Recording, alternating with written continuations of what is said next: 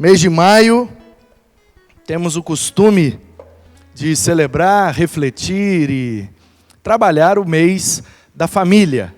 Então, esse ano estamos trabalhando a temática do cuidado, portanto, juntando o cuidado com a família, o tema desse mês será cuidando da nossa família. Salmo 127. Cuidando da nossa família. Cuidando dos filhos, cuidando dos pais. Como é que a gente cuida da família?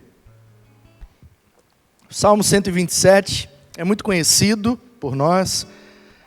Talvez a gente poderia até citar de cor esses versículos, mas eu vou ler para refrescar a sua memória, talvez para aqueles que não estão muito familiarizados. Diz assim o Salmo 127. Se o Senhor não edificar a casa, em vão trabalham os que a edificam. Se o Senhor não guardar a cidade, em vão vigia a sentinela.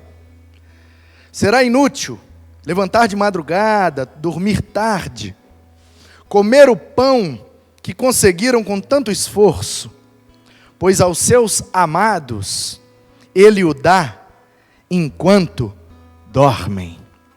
Herança do Senhor são os filhos, o fruto do ventre, seu galardão. Como flechas na mão do guerreiro, assim são os filhos da sua mocidade. Feliz o homem que enche deles a sua aljava. Não será envergonhado quando enfrentar ou pleitear com os seus inimigos à porta ou no tribunal. Deixa eu explicar para você esse salmo. Vou explicar primeiro, depois eu vou expor, depois eu vou aplicar. Começando então pela explicação, esse salmo, primeira coisa é que ele é anônimo. Nós não sabemos quem compôs essa música, quem escreveu essa poesia, quem compôs este salmo. Alguns dizem que ele é de Salomão, ok? Há a possibilidade de que ele seja um salmo de Salomão, mas não é 100% pacífico de que foi de fato Salomão. Há ainda um bom grupo de eruditos, de estudiosos, que pensam que esse salmo é anônimo, como a maioria dos salmos de peregrinação. Um grupo de 15 salmos na Bíblia, do Salmo 120 até o 134, são 15 salmos conhecidos como cânticos de peregrinação, ou cânticos de romagem, ou de romaria, ou cânticos de subida. Também são conhecidos como cânticos da subida, ou cânticos dos degraus. Por que isso? Esse grupo específico de 15 salmos, eles eram cantados quando o povo saía de suas casas para ir a Jerusalém adorar. Você sabe que no mundo bíblico, no tempo em que esse salmo foi composto, principalmente se ele é de Salomão para frente, porque aí o templo de fato já estava construído. Então em Jerusalém, em Israel, nas terras bíblicas, e principalmente para o povo israelita, para o povo hebreu, para o povo judeu, só tinha um templo, que foi construído no deserto com Moisés, e até a construção do templo físico, grande, usando madeiras e pedras com Salomão, ele era chamado de tabernáculo, porque era uma espécie de tenda. Mas é ali, a partir do deserto, que Deus dá orientação para o seu povo fazer um lugar onde os cultos aconteceriam. As festas, as celebrações, toda a vida religiosa e espiritual daquele povo estava centralizada naquele lugar. A partir de Salomão, ele constrói o templo em Jerusalém. Então todos os povos, de todas as tribos, que quisessem adorar a Deus, celebrar a Deus, fazer um culto a Deus, que naquele tempo era feito mediante o sacrifício de um animal, deveria ser feito no templo em Jerusalém. E Jerusalém é uma cidade que ficava no alto, em cima de um monte. Jerusalém fica num morro, cercada por vários morros, que são chamados ali os montes de Sião. Então, os montes, né? O monte Sião é o monte do meio, da região conhecida como Sião, e cercado por aqueles montes. Como diz o Salmo, né? Os que confiam no Senhor são como o monte Sião. E como em volta de Jerusalém estão os montes, assim o Senhor está em volta do seu povo. Então, todo mundo que queria adorar saía de casa e ia para Jerusalém. Indo para Jerusalém era uma peregrinação. Ou as pessoas que moravam nas partes baixas de Jerusalém, quando queriam ir ao templo, eles subiam. Pode ver que toda vez que a Bíblia vai dizer que alguém estava indo para o templo, fala, fulano estava subindo ao templo. Pedro e João subiam ao templo na hora nona, e o cara estava lá na Porta Formosa, Atos 3, etc. Então esses salmos eles são chamados cânticos de subida, cânticos dos degraus, nesse sentido. Porque ir para Jerusalém era sempre pegar uma subida. Tinha que subir. E também lá no templo, igual aqui, aqui nós temos 6 degraus.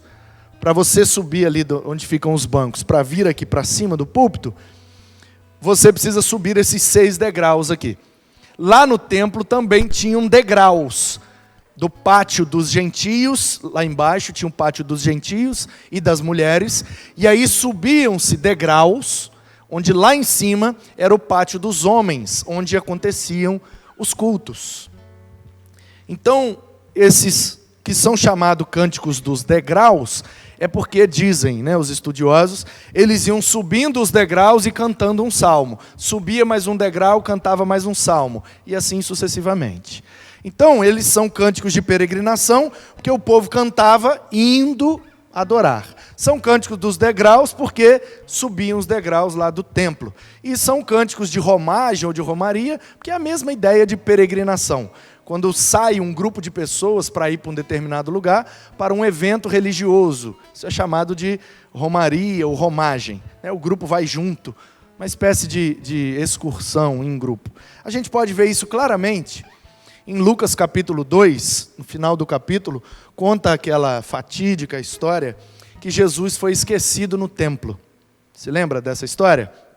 Jesus foi esquecido no templo por José e Maria, eles estavam caminhando de volta para casa, peregrinaram por causa da festa da Páscoa.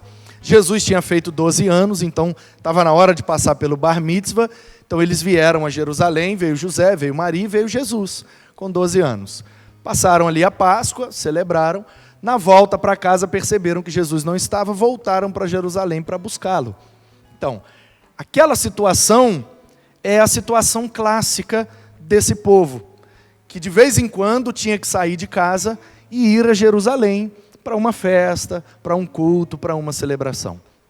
E aí, a primeira coisa que eu já aprendo com esse salmo, nesse sentido, de que ele é um cântico de peregrinação, é que ele era um salmo geralmente cantado em família. Porque os cânticos de peregrinação eram cantados quando o povo ia para Jerusalém. E quando eles iam para Jerusalém, para Páscoa, Pentecostes, tabernáculos, ou simplesmente para prestar um culto, geralmente eles iam em família. Lembra-se de Eucana, Ana, Penina? Lembra que ele ia adorar lá no tabernáculo, o sacerdote Eli, ele levava a família toda. Levava as mulheres, levava os filhos, e quanto mais gente na família, maior tem que ser a oferta, ou o animal a ser sacrificado. Tem toda ali uma simbologia envolvida. Portanto, esse é o contexto. Esse salmo ele já fala de família pelo simples fato dele ser um cântico de peregrinação. As famílias saíam unidas. E aí juntava o pessoal da Galiléia, o pessoal de Belém, o pessoal de Betânia, o pessoal de não sei onde, o pessoal da Samaria, o pessoal de cada região se juntava numa espécie de excursão e iam juntos, cantando, louvando, adorando, para ver se o tempo passa. A gente também faz isso. Não sei se você já saiu de ônibus para fazer uma excursão. seja na escola ou na igreja, a gente sempre vai cantando. Quando eu era menino, não era da igreja, a gente cantava: se a canoa não virar, olê, olê, olá, né? Eu chego lá. Conhece essa música, Maurício? Conhece? Tem moral de tocar aí? Pra fazer segunda voz e tudo? Sério? Só esse pedaço. Até porque o outro não pode aqui. Vai? Se a canoa não virar, olê, olê, olá. Ah, é? Foi mal. Remar, remar, remar, remador. Aí o resto não pode. Então, o que é isso, gente? Essas musiquinhas que a gente canta. Aí quando a gente sai de excursão na igreja, aí vai cantando aqueles cânticos, vai cantando aquelas coisas, aquelas músicas infindáveis, e vai batendo nas poltronas, vai batendo na janela, né? Quando a gente saía de Kombi, eu era adolescente, a gente saía de Kombi para evangelizar, entregar folheto, fazer culto na praça, a gente ia batendo com bom e com maravilhoso, porque era uma Kombi, então a gente batia e chamava Kombi, com bom, né? Com bom e com maravilhoso, que os irmãos vivam em união. Ei, ei, com bom. E a bagunça está feita. Então, esses salmos de peregrinação, eles são exatamente isso. Músicas que foram compostas nesse momento de peregrinação. Não tem nada para fazer, a gente está caminhando. Dependendo do lugar que a gente saiu, vai demorar 1 dia, 2 dias, 3, talvez 5 dias para chegar em Jerusalém. Tem nada para fazer, menino chorando, gente passando mal, aquela coisa. Então vamos cantando, porque aí a viagem fica um pouco mais agradável. Essa é a ideia. Portanto, queridos, o Salmo 127, ele faz parte desse grupo de salmos que é cantado por grupos, que é cantado com um propósito, e o propósito principal é unir todo mundo e fazer com que aquele momento ficasse um pouco mais agradável. Porque não era agradável, debaixo de um sol quente daquele, da Palestina, sair andando, e não era BR, lisinha, não era calçadinha, ciclovia, não. Era trilha, era estrada de pedra, de chão, de areia, de barro, às vezes tinha que atravessar rio. Então, a estrada não é muito confortável. Então, para melhorar um pouco a situação, eles cantavam esses cânticos. E aí a primeira coisa que eu aprendo é que nós precisamos resgatar na nossa família essa questão dos momentos agradáveis. Fazer as coisas juntos, cantar junto, assistir alguma coisa junto, passear junto, correr junto, andar de bicicleta junto, ver um filme junto, fazer alguma coisa junto, para que possa a vida se tornar mais agradável em família. E aí o Salmo, propriamente dito, na minha leitura, ele tem aqui 2 estrofes e um refrão. Para mim, o versículo 1 e 2 é a primeira estrofe. Você tem que se lembrar que isso aqui é uma letra de uma música. É uma poesia. Geralmente, tem um refrão.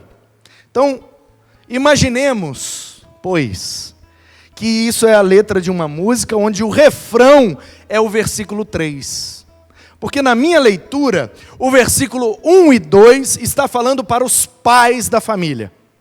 Os versículos 3 e 4 está falando para os filhos da família. O versículo 3 está falando para os dois, tanto para pais quanto para filhos. Então, pode ser muito bem o refrão. A primeira estrofe, na perspectiva dos pais, está dizendo: se o Senhor não edificar a casa, em vão trabalho que edifica. Se o Senhor não guardar a cidade, em vão vigia a sentinela. Trazendo para os dias de hoje: se o Senhor não construir a minha casa, em vão trabalha o pedreiro. Por quê? Porque quem mantém a minha casa de pé, não é o pedreiro que a construiu, é o Senhor que sustenta a minha casa. Claro que aqui a poesia usou a questão do pedreiro, mas casa, em textos poéticos e proféticos, tem sempre o significado de família. Entendeu? Da casa de Davi surgirá o Redentor de Israel. O que significa essa profecia de Isaías? Que o Messias, o ungido, o Salvador, é descendente de Davi, da família de Davi. Casa de Davi significa família de Davi. Portanto, o que literalmente o Salmo está dizendo é: se o Senhor não for o pedreiro da nossa casa, em vão trabalhou aquele que foi o pedreiro. Porque é o Senhor quem mantém a casa de pé. Mas na aplicação da poesia, já que casa aqui é uma metáfora para a família, a ideia aqui é o seguinte: se não é o Senhor quem guarda a minha família, em vão eu estou fazendo, eu estou trabalhando, eu estou guardando. Por quê? Porque de fato quem guarda a minha família não sou eu, é o Senhor. Ah, mas eu faço isso e faço aquilo, e não deixo isso, não deixo aquilo, porque eu meu querido, se não é o Senhor quem guarda a nossa família, em vão, nós estamos fazendo as coisas. Em vão a gente faz terapia, em vão a gente compra livro, em vão a gente assiste palestra, tudo em vão. Terapeuta, psicólogo, pedagoga, tudo em vão, porque se não é o Senhor quem guarda, de nada adianta, de nada adianta. Portanto, a verdade aqui é, precisamos, como pais, porque toda família tem pais e tem filhos. A minha família aqui, eu, minha esposa e meu filho, eu sou o pai. Mas eu tenho o meu pai e a minha mãe, então eu também sou filho. Então, os primeiros versículos aqui estão falando para mim na perspectiva como pai. O 3 e o 4 vai falar para mim na perspectiva como filho, porque eu sou pai de alguém, mas todo mundo que veio ao mundo através da união do pai com a mãe. Pode ser que eles não ficaram unidos, pode ser que eles não eram casados, não se casaram, não ficaram juntos, etc, etc, etc. Mas para nascer, teve que ter um homem e uma mulher envolvido ali, senão não nasce. Ok? Só Jesus teve um nascimento virginal. Nós não. Teve que ter um pai e uma mãe ali. Eles podem não ser marido e esposa, mas foram meu pai e minha mãe. São. Não tem para onde correr. Então, na perspectiva para os pais, o Salmo está dizendo: ei, se o Senhor não guardar a cidade, em vão vigia a sentinela. Ou seja, se não é o Senhor quem guarda a minha casa, em vão eu coloquei grade. Se não é o Senhor quem guarda meu carro, em vão eu coloquei alarme. Se não é o Senhor quem guarda a minha vida, em vão tomei o remédio. Em vão eu fiz o tratamento. Em vão. Porque a nossa vida, de fato, está nas mãos do Senhor. Eu não estou dizendo que é errado colocar a grade, colocar o alarme. Isso é prevenção, isso é prudência. E nós fomos ensinados por Jesus a não tentar o Senhor nosso Deus. Se há algo que possamos fazer para nos proteger, que façamos. Mas de fato, estou querendo que você entenda o princípio espiritual envolvido aqui. De fato, o que nos guarda não é a grade, não é o alarme, é o Senhor. Porque quando eles querem roubar, eles entram até em banco, gente. Quer um negócio mais seguro que banco? Tem segurança na porta, tem detector de metal, tem câmera para todo lado, tem um cofre, tem senha, tem tudo. E eles entram e roubam. Quer um negócio mais seguro do que carro forte? É a prova de bala, hermeticamente fechado, não tem como. E eles roubam carro forte. Portanto, é isso que o salmista está dizendo. O que guarda, o que nos guarda é o Senhor. A gente coloca a sentinela, mas na verdade, sabe para que serve a sentinela? Só para a gente dormir mais tranquilo. Porque eu estou aqui agora. Se alguém entrou lá agora na minha garagem e pegou meu carro, vai levar embora. com alarme, com tudo, vai levar. Tem portão eletrônico, tem alarme, está trancado, mas se tiver que roubar, vai roubar. Então por que é que eu coloco o portão, por que é que eu coloco o alarme? Só para aplacar minha consciência, trabalhar no meu psicológico e eu ficar mais em paz aqui, falar, não, meu carro lá está tranquilo, por quê? Porque o portão está fechado, está com alarme, eles não vão levar não. Se tiver que levar, vai levar. Vai levar. Entendeu? Então tem alarme, tem seguro, claro, para prevenir, por precaução. Eu confio no Senhor. Mas eu não posso tentar ao Senhor. Vamos ver se Deus é Deus mesmo. Vou deixar o carro do lado de fora, com os vidros abertos, com a chave na ignição, sem pagar seguro, sem nada. E quero ver se não vai roubar. Se não roubar, é porque Deus não existe. Isso aí é tentar o Senhor nosso Deus. Assim nos ensinou Jesus. Mas o que eu estou dizendo, na verdade, o que o salmista está dizendo é o seguinte: eu posso até colocar uma sentinela. Eu posso até pagar um pedreiro para construir, mas eu não posso perder a consciência e a convicção de quem de fato mantém minha casa de pé e mantém a cidade guardada, não é o construtor nem o sentinela, é o Senhor. Amém. É nisso que nós precisamos crer e depositar a nossa convicção. A gente paga um pedreiro, a gente bota uma sentinela, mas quem mantém de pé é o Senhor. E aí depois ele diz, será inútil acordar cedo, dormir tarde e comer o pão com muito esforço, porque aos seus Deus dá enquanto dormem. O que é que o salmista está dizendo? Quanto mais a gente acorda cedo, quanto mais a gente dorme tarde, quanto mais a gente se esforça do lado de fora, o lado de dentro fica vulnerável. Aí a gente trabalha muito e gasta a saúde para ganhar o dinheiro. E depois tem que gastar o dinheiro para recuperar a saúde, só que aí pode ser tarde demais. Eu vou trabalhar muito. Porque eu, quando era criança, eu, quando era jovem, meus pais não tiveram condições de me dar um estudo de qualidade.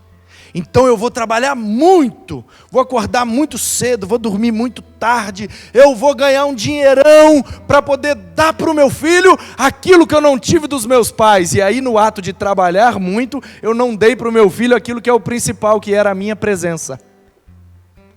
E aí na ânsia de ser um melhor pai para o meu filho, dando algo material, na verdade eu fui um pior pai do que o meu, porque o meu não me deu dinheiro para a faculdade, mas me deu a presença, me deu a educação, me deu aquilo que eu precisei para me encaminhar na vida. É exatamente por isso que a minha situação hoje é melhor que a dos meus pais. Por quê? Porque ele me criou bem. Aí eu acho que criar bem o meu filho é dar tudo do melhor, materialmente falando. E aí eu preciso ficar muito fora de casa, acordar cedo, dormir tarde e penosamente granjear o meu pão. E aí eu me afasto e deixo eles vulneráveis, e aí eu não consigo ser um bom pai.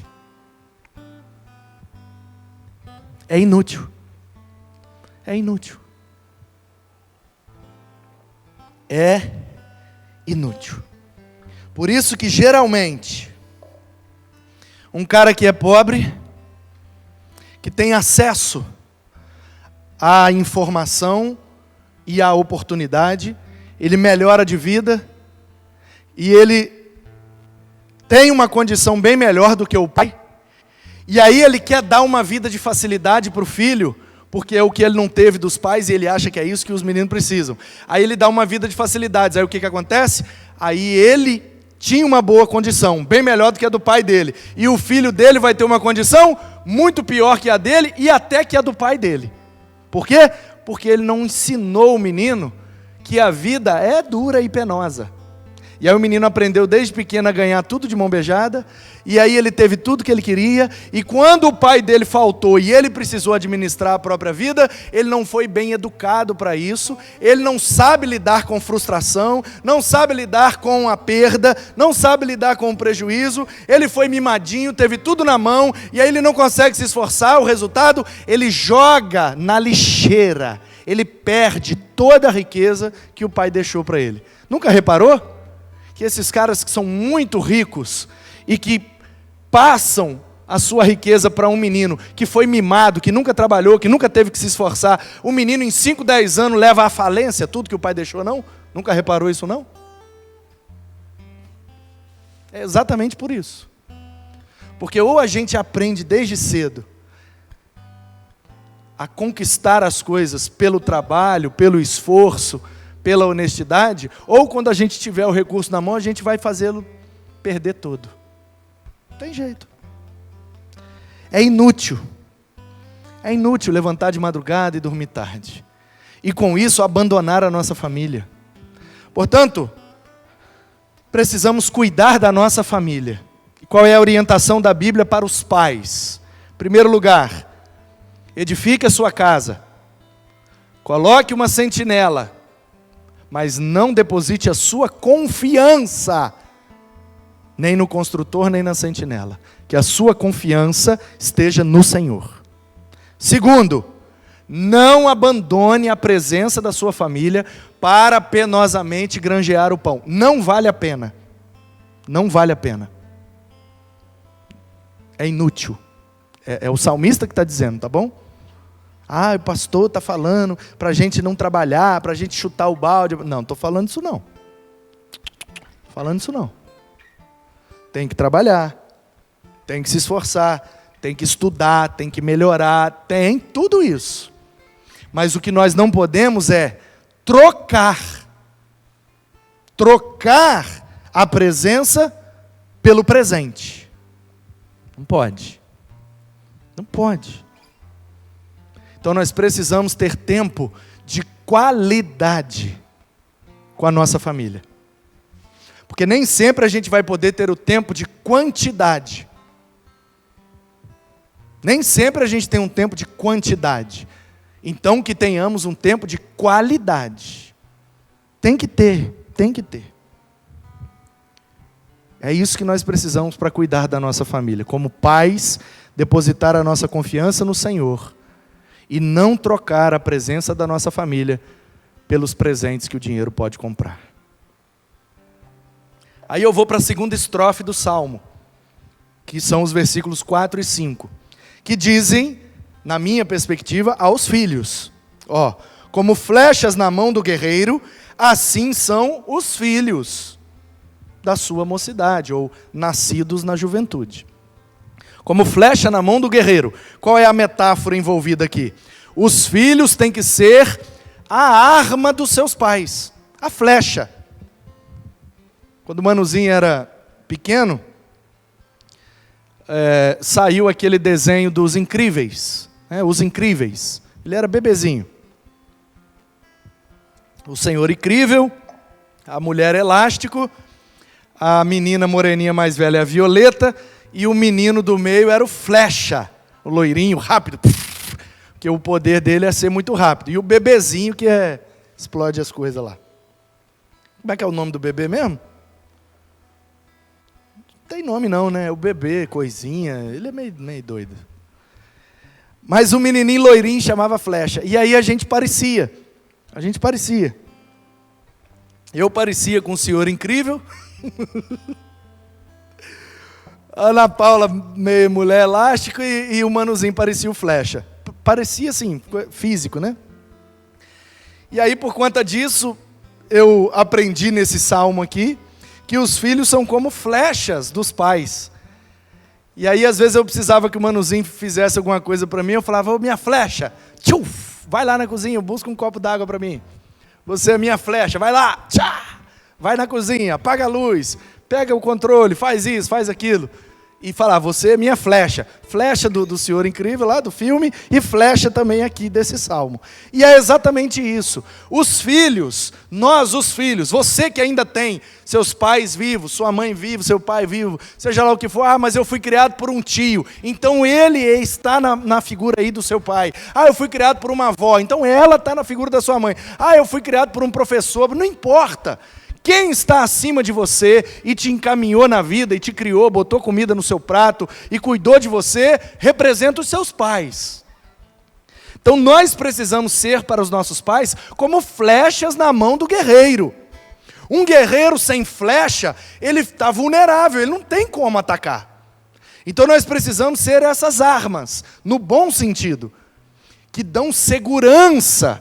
Um guerreiro cheio de flecha na aljava, ele está seguro, ele fala, o inimigo pode vir que aqui eu vou comer na flechada. Agora, se ele não tem flecha nenhuma, ele está vulnerável, ele não tem como atacar. Então, nós precisamos ser flechas para os nossos pais, para mantê-los seguros, para não deixá-los vulneráveis. E feliz o homem que enche deles a sua aljava. A ideia aqui é o quê? Feliz, bem-aventurado aquele que tem muitos filhos. Porque quanto mais filho, mais flecha. Zezé é o nome do bebê. Isso, obrigado. É isso mesmo, Zezé. Feliz o homem que tem um monte de filho. Por que o salmista está dizendo isso? Aí na parte B ele dá a razão. Porque não será envergonhado quando enfrentar os inimigos na porta. O que significa isso? Deixa eu te explicar. No mundo antigo, não tinha delegacia, não tinha batalhão da polícia, do exército, entendeu? Não tinha fórum, não tinha cartório, não tinha. Então, onde eram resolvidas as questões sociais e civis? O cara roubou uma galinha do outro. Onde é que ele vai reclamar? A quem ele vai pedir justiça? Pois bem, a esta ocasião, que acontecia na porta da cidade, era chamado de eclésia. É isso que é a eclésia, que lá no Novo Testamento fizeram uma associação à igreja. O que é a eclésia? Junção aí de duas palavras. O ek é o para fora, ex, né? Exportar, para fora do porto. Exportar. E importar para dentro. Exportar é para fora. Então esse ek aí do grego é para fora. Kalel é o verbo chamar no grego. Então eclésia é chamar para fora. Aí o pessoal faz uma aplicação espiritual, né, que a igreja significa chamados para fora do pecado, para fora. Ok, a aplicação espiritual está correto, está errado não, mas a essência literal desse termo é chamar o povo para fora da cidade, para se reunir lá na porta da cidade, para decidir as questões. Ok? Então eles abriam um portão da cidade e do lado de fora botavam uma mesa enorme. E aí sentavam ali os sábios, os doutores da lei de Israel. Esse grupo era chamado de Sanhedrin, que foi transliterado no Novo Testamento para Sinédrio. Como é que funcionava? Uma mesa enorme, o sumo sacerdote sentava no meio. E aí tinha 35 de um lado, 35 do outro, 70 homens. Ali tinha representantes dos fariseus, dos saduceus, dos essênios, dos escribas, dos zelotes, representantes de todas as comunidades judaicas. Sumo sacerdote, 35 de um lado, 35 do outro, e o sumo sacerdote ficava ali, porque caso houvesse empate, ele tinha que deliberar a questão. Ele seria o voto de Minerva. E aí como é que acontecia? De tempos em tempos, não sei se era toda semana, todo mês, a Bíblia não deixa claro isso. Mas de tempos em tempos, essa turma dos magistrados sentava ali e aí eles avisavam, está chamando lá para fora, está chamando lá para fora. Por isso que é eclésia. E por isso que o livro de Eclesiastes também é Eclesiastes é o pregador, porque é aquele que fala na eclésia. Eclesiastes.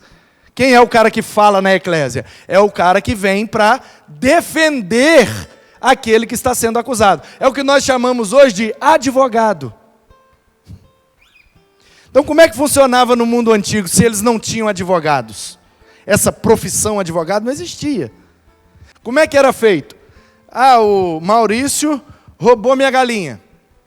Aí eu ia, que dia que vai ter eclésia? Aí os meninos passavam na cidade avisando. Amanhã estão chamando para fora, 6 horas da manhã, sei lá. Aí vai ter a eclésia, vai ter a assembleia, tal dia, tal hora. Eu ia lá e entrava na fila.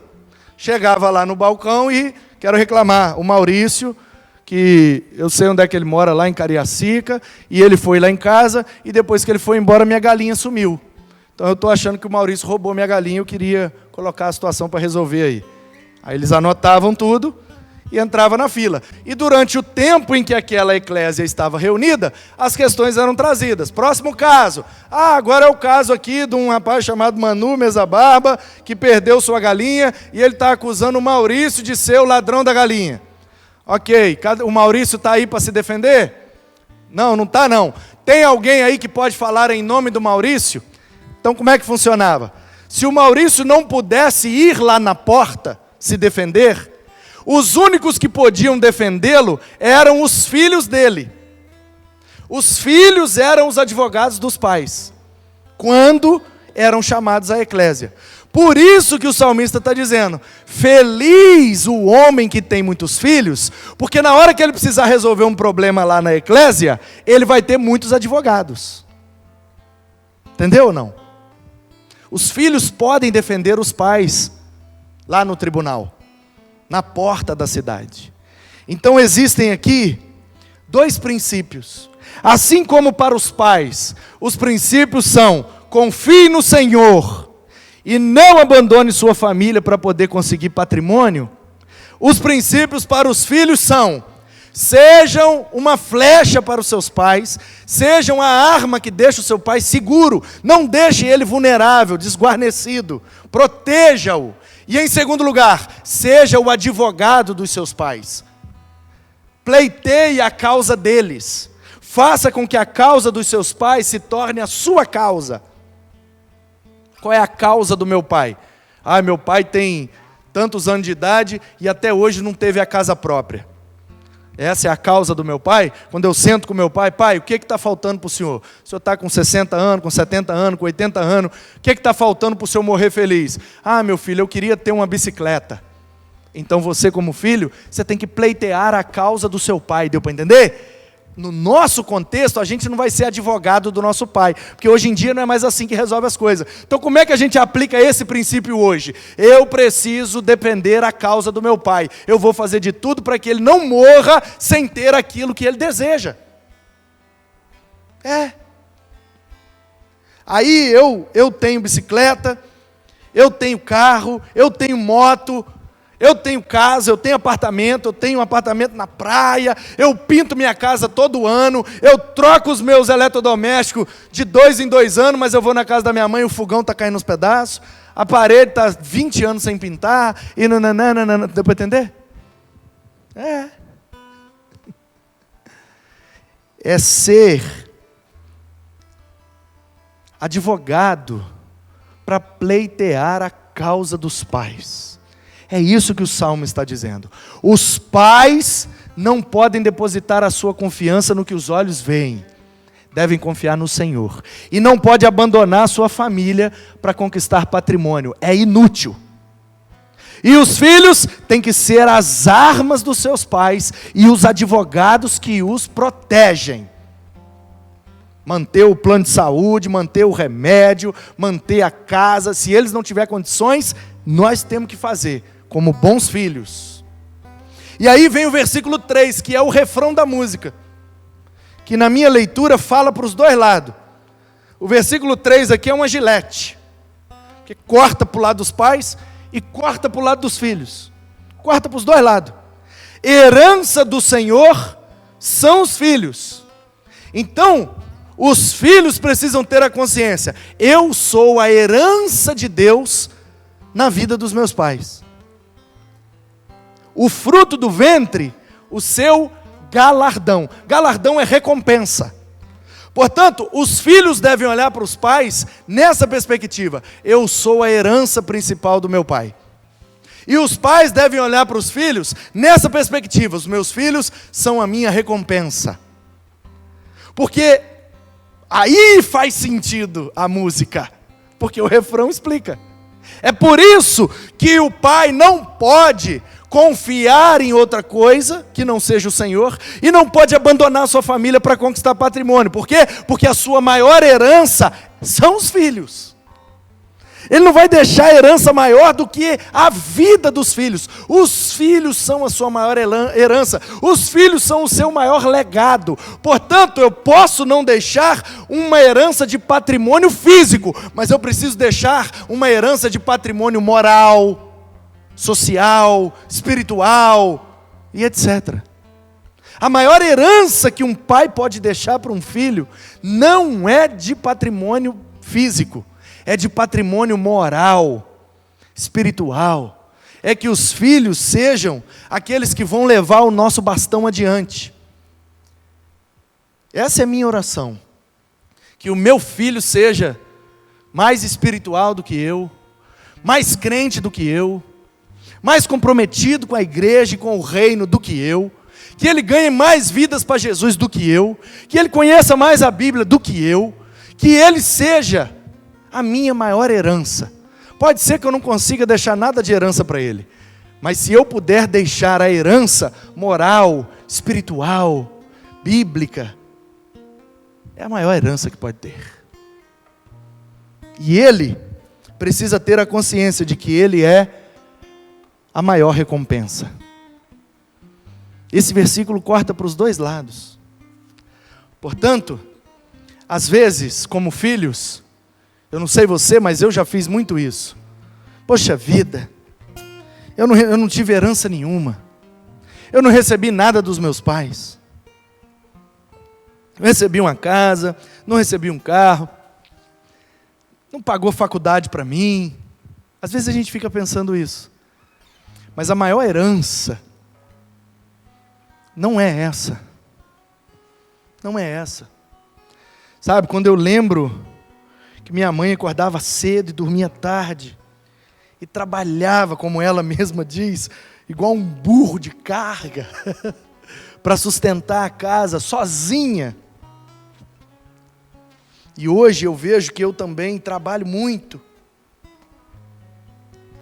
Mas a minha confiança não está no trabalho, não está no dinheiro, não está no que é material.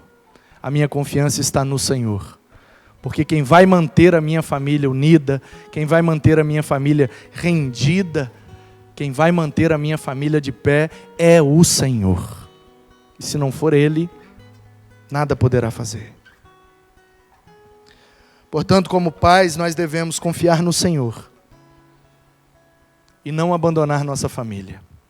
Como filhos, nós devemos proteger os nossos pais e pleitear a causa deles. Porque os filhos são a maior recompensa dos pais. E os filhos são a maior herança dos seus pais. Esse é o cuidado que nós devemos ter com a nossa família. Confiar no Senhor. E proteger e honrar os nossos pais. Porque os filhos são a nossa maior recompensa. A nossa família é a maior herança. Cuidemos, pois, da nossa família, colocando a nossa confiança totalmente em Deus e honrando os nossos pais, para que eles sejam